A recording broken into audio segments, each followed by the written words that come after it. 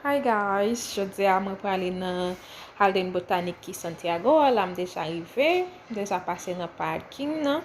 Konya la, m ap gade parking nan, mwen pase pa la. E pi nou prale entre, sa se informasyon ki genye. E sa se entre ya, lo prale nan Jardin Botanik ki Santiago la. Kapabwe gen kote pou moun bwen dlo, etc. E pi, depi nan entre ya, ou santi ke se nan jardin wap entre. So, nou pral visite ansama avem, ap fè nou e kek bagay ki gen an dan. Sa se lo fèk entre, sa se tren ki genyen, ki pou permette ou fè nou an dan la se la ou achete tiket, etc. Mwen deja fè tout sa yo, mwen pral monte nan parking nan tren la, sa se mwen menm ki ouve bagay la, ti pot la, e pi mwen entre pou mwen chita. Donc, la nou kapabwe ki mwen deja chita, sa se lot tren ki a pase, ki vini avek moun, ki sot fè tour jardin. Nan tren sa, ou kapab monte, ou kapab desen nan pati ke ou vle, sou ta vle machi apye, ou kapab gade pi bien. Donc la nou deja demare. Natural para el disfrute de toda la familia. Fue inaugurado el 23 de abril de 2018 y lleva el nombre del profesor Eugenio de Jesús Malcano, un ilustre santiaguero docente pastiano, naturalista y activista de la conservación de los recursos naturales. Desde la izquierda podemos ver el Café Sin Fin, un espacio ideal para actividades donde también pueden encontrar una amplia oferta de productos comestibles y bebidas refrescantes. También a la izquierda se desarrolla el orquidiario, una pequeña colección dentro de la amplia diversidad de estas hermosas plantas. Ahora, a su derecha podrán ver lo que será el Rinconcito de Freddy, un teatro educativo que se construirá en homenaje al gestor cultural Freddy Ginebra. También a la derecha el edificio de oficinas administrativas y en la parte trasera donde están los parqueos se construirá un centro de eventos y convenciones, que es una de las 16 obras pendientes de construcción contempladas en el Plan Maestro. Si miran a la izquierda podrán observar los avances en el Arboretum, que es la colección de plantas donde se pueden encontrar una representación de las principales especies que crecen en el jardín, en especial aquellas endémicas y en peligro de extinción, como la jacaranda, el frijolito, el cotoperí o la rosa de Valladolid, que es nuestra flor nacional.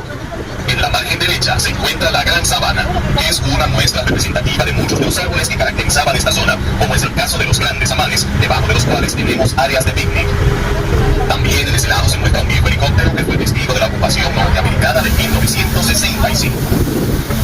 Aquí delante tenemos el Rosedal, un habitáculo especial donde se exhiben una colección de rosas de todo el mundo, y también el Laberinto, un maravilloso espacio que reta la imaginación, compuesto de más de 2000 cipreses y hermosos jardines interiores.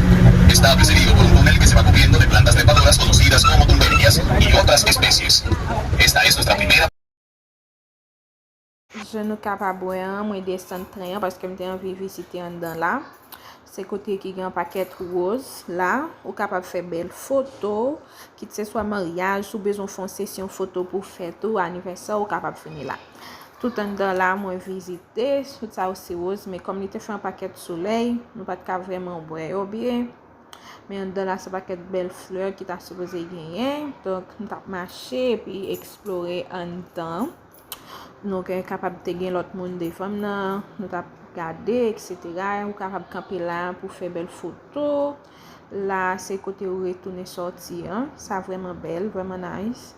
E ke mwen menm la, m deja retoune, paske solay la te vreman chou, pi te fon pil chale weekend sa. Nou kapab gade an dan la, ta suppose gen fleur soleil la, an fleur jaune, etc. Avèk lot fleur ki la. Donk la m deja sorti, map mache. Ma mache mwen pou ale non lot pati, mba ou moute tren, mte vle observe pou kont mwen, pran tan pran sam. Donc, jen kapabwe a telman te fe chou, gen fleur ki feme, gen fleur ki yon ti jan abatu avek koze soleil la. Donc la, se pati, kapab nan moute mache skalye sa, nou pral mou gade an ou. Map fè nou view ansem avem. Lo rive an lè la, se vreman bel, lo ap gade an ba, ou bien tout zon nan, li vreman nice. E gen moun ki vini la pou fè foto, kapap fè piknik ansan ak fami, ou menen ti moun nou, vina amuse, etc. Mwen men, sa son stasyon meteorologik, pou kapap kontrole tan, je nou konen, geta pasil. E pi mwen kontinye mache, parce que gen yon statue que moi te wè depuis en bas, moi continue marcher pour moi capable visiter.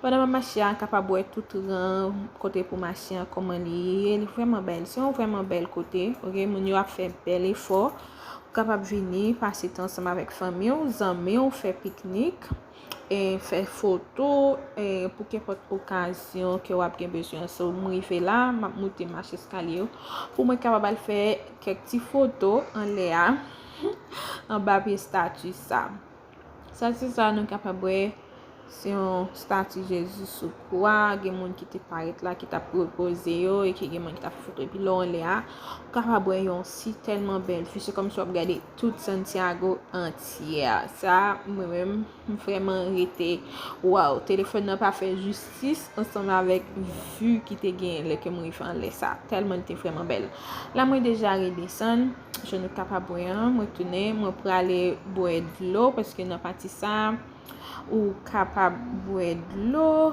ou capable utiliser douche bagno là c'est parti pour utiliser douche et puis vraiment nice en l'aile que paquet belle petit fleurs yo mettez et puis moi me continue marcher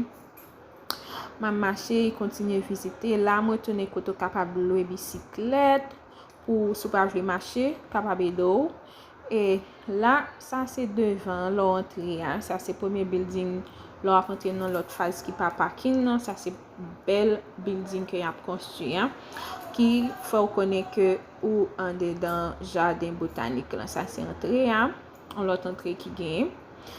Voilà, jardin botanique là et là moi retourner, c'est parti yo elma riposa côté la grand paquet bel petit butterfly.